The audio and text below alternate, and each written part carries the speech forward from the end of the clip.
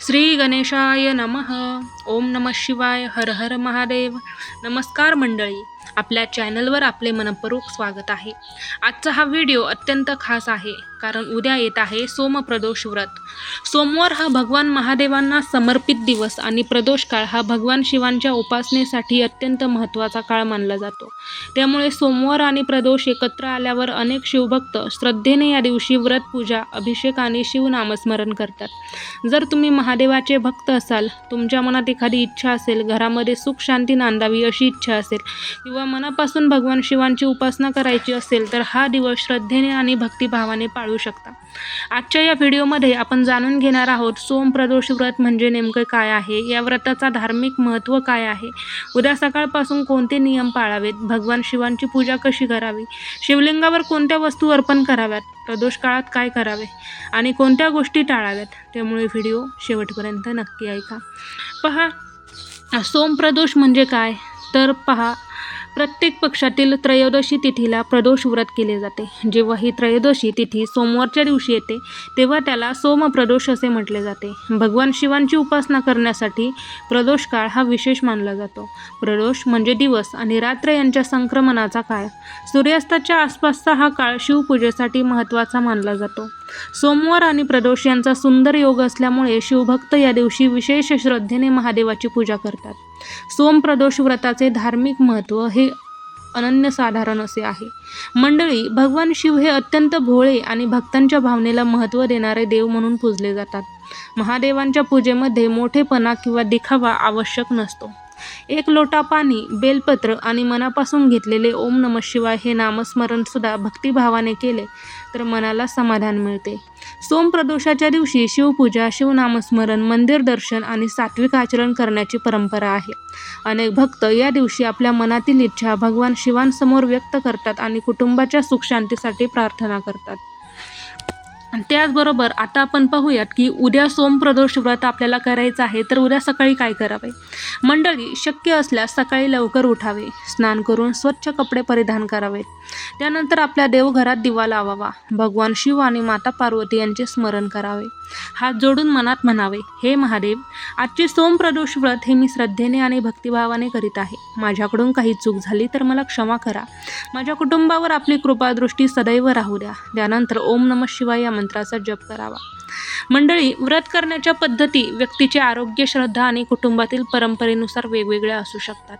पण काही भक्त निर्जल व्रत करतात, काही फक्त पाणी किंवा फळाहार घेतात तर काही सात्विक आहार घेत उपवास करतात. पण स्वतःच्या आरोग्याला त्रास होईल असे कठोर उपवास करणे आवश्यक नाही. विशेषतः आजारपण, औषधे, गर्भावस्था किंवा इतर आरोग्यविषयक परिस्थिती असल्यास उपवास करण्यापूर्वी डॉक्टरांचा सल्ला घ्यावा. व्रताचा मुख्य हेतू श्रद्धा, संयम आणि मनाची शुद्धता आहे. पहा, आता आपण पाहूयात महादेवाची पूजा कशी करावी. तर सोमप्रदोषाच्या दिवशी भगवान शिवांची पूजा मनापासून करा. संध्याकाळी प्रदोष काळात पूजा करण्याची परंपरा आहे. सर्वप्रथम देवघर स्वच्छ करून घ्या. भगवान शिवांची मूर्ती किंवा शिवलिंग असेल तर ते स्वच्छ पाण्याने अभिषेक करावे. त्यानंतर श्रद्धेनुसार दूध, दही, मध इत्यादींचा अभिषेक केला जाऊ शकतो. परंतु अभिषेक करताना शिवलिंगावर अर्पण करण्याच्या वस्तूंबाबत आपण स्थानिक मंदिराची किंवा घरातील परंपरेची पद्धत पाळणे उत्तम. यानंतर स्वच्छ पाण्याने अभिषेक करून शिवलिंगाला बेलपत्र अर्पण करा. लक्षात घ्या, बेलपत्र स्वच्छ आणि ताजे असावे. त्याचबरोबर भगवान शिवांच्या पूजेमध्ये बेलपत्राला विशेष स्थान आहे. बेलपत्र अर्पण करताना ते स्वच्छ असणे आवश्यक आहे. बेलपत्र अर्पण करताना मनात ओम नमः शिवाय म्हणावे. शिवपूजेमध्ये वस्तूपेक्षा भक्तिभावाला अधिक महत्त्व आहे, म्हणून बेलपत्र उपलब्ध नसेल तरी निराश होऊ नका. मनापासून महादेवांचे स्मरण करा. पहा, आता आपण पाहूयात महादेवाला काय अर्पण करावे. तर तुम्ही शुद्ध पाणी, बेलपत्र, धूप, दीप, फुले, नैवेद्य आणि आपल्या श्रद्धेनुसार इतर पूजा साहित्य अर्पण करू शकता. सगळ्यात महत्त्वाचे म्हणजे पूजा करताना मन शांत, स्थिर, आनंदी आणि सात्विक असावे. कोणत्याही प्रकारचा दिखावा करण्याची गरज नाही. त्याच काळात प्रदोष काळात मी आता तुम्हाला मंत्र सांगणार आहे. त्या मंत्राचे उच्चारण करणे आवश्यक. पहा, पूजा करताना किंवा पूजा झाल्यानंतर काही वेळ शांत बसून ओम नमः शिवाय या पंचाक्षरी मंत्राचा जप करा. तुम्ही 108 वेळा जप करू शकत असाल तर उत्तम आणि जमत नसेल तर आपल्या क्षमतेनुसार जप करा. मंत्राचा उच्चार शक्य तितका शांतपणे आणि श्रद्धेने करा. ओम नमः शिवाय, ओम नमः शिवाय, ओम नमः शिवाय असा. भगवान शिवांचे नामस्मरण करताना मनातील नकारात्मक विचार बाजूला ठेवण्याचा प्रयत्न करा आणि मन शांत आणि सात्विक ठेवा. आता आपण पाहूयात सोमप्रदोषाच्या दिवशी काय टाळावे. तर मंडळी, धार्मिक परंपरेनुसार व्रताच्या दिवशी सात्विक आचरण करण्याला महत्त्व दिले जाते. त्यामुळे शक्य असल्यास राग टाळा, वादविवाद टाळा, कोणाबद्दल वाईट बोलणे टाळा, एखाद्याची निंदा नालस्ती करणे टाळा, खोटे बोलणे टाळा, दुसऱ्याचा अपमान करू नका, मनात द्वेष ठेवू नका आणि शक्य तितका दिवस शांततेत आणि चांगल्या विचारात घालवा. कारण व्रत म्हणजे फक्त अन्नाचा त्याग नव्हे, व्रत म्हणजे आपल्या विचारांवर आणि वर्तनावरही संयम ठेवण्याचा प्रयत्न. शिवमंदिरात गेल्यावर काय करावे असा देखील प्रश्न असतो. मंडळी, शक्य असल्यास उद्या आपल्या जवळच्या शिवमंदिरात जाऊ शकता. मंदिरात जाऊन महादेवांचे दर्शन घ्या, मनापासून वंदन करा, शिवलिंगासमोर हात जोडून प्रार्थना करा. हे महादेव, माझ्या कुटुंबाला सुख, शांती, आरोग्य आणि सद्बुद्धी द्या. माझ्या मनातील चिंता दूर करण्याचे सामर्थ्य द्या आणि योग्य मार्ग दाखवा, अशी मनापासून प्रार्थना करा. देवाकडे फक्त भौतिक गोष्टी मागण्यापेक्षा चांगली बुद्धी, योग्य निर्णय घेण्याची शक्ती आणि संकटांचा सामना करण्याचे धैर्य, बळ मागणे ही तितकेच महत्त्वाचे. पाहूयात सोमप्रदोषच्या दिवशी छोटीशी सेवा अशा काय आहेत ज्या आपण करू शकतो. मंडळी, भगवान शिवांची पूजा करण्यासोबतच एखाद्या गरजू व्यक्तीला अन्नदान करणे, पाणी देणे, तहानलेल्याला पाणी आणि भुकेलेला अन्न देणे, गरजवंताला मदत करणे, आपल्या क्षमतेनुसार त्यांना आपल्याला जी काही मदत करता येईल ती करणे, ही देखील एक चांगली गोष्ट आहे आणि एक प्रकारची सेवाच आहे. एखाद्या प्राण्याला पाणी देणे, भुकेल्या व्यक्तीला अन्न देणे, वृद्ध व्यक्तीला मदत करणे किंवा एखाद्याला प्रेमाने 2 शब्द बोलणे, ही सुद्धा माणुसकीची सेवा आहे. देवभक्ती आणि चांगले आचरण एकत्र असेल तर त्या भक्तीला अधिक सुंदर अर्थ प्राप्त होतो. आता आपण पाहूयात मनोकामनेसाठी काय प्रार्थना करावी. मंडळी, प्रत्येकाच्या मनामध्ये काही ना काही इच्छा असते. कोणाला नोकरी हवी असते, कोणाला व्यवसायात यश हवे असते, कोणाला कुटुंबातील समस्या दूर व्हाव्यात असे वाटत असते, कोणाला मानसिक शांतता हवी असते, तर कोणाला आपल्या मुलांच्या उज्ज्वल भविष्यासाठी प्रार्थना करायची असते.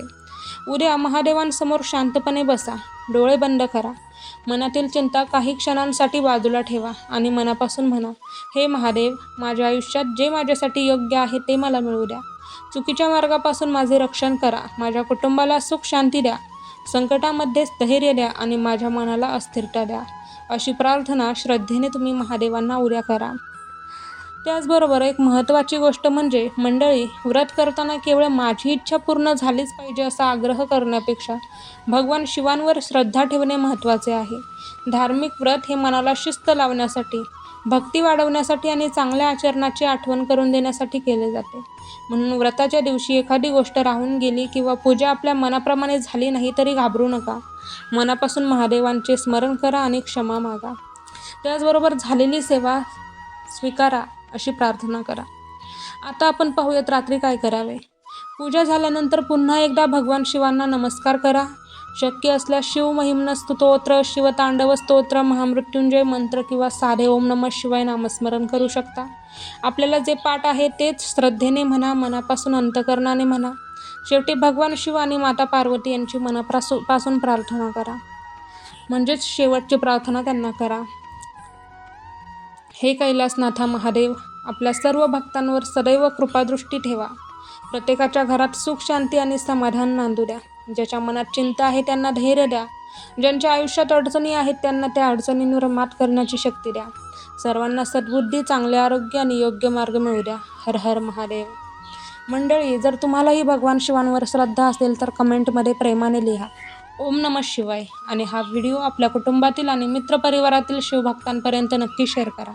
आपल्या चॅनलला सबस्क्राईब करा आणि अशाच धार्मिक, आध्यात्मिक आणि उपयुक्त माहितीसाठी चॅनलसोबत जोडले राहा. हर हर महादेव. ओम नमः शिवाय. जय भोलेनाथ. धन्यवाद.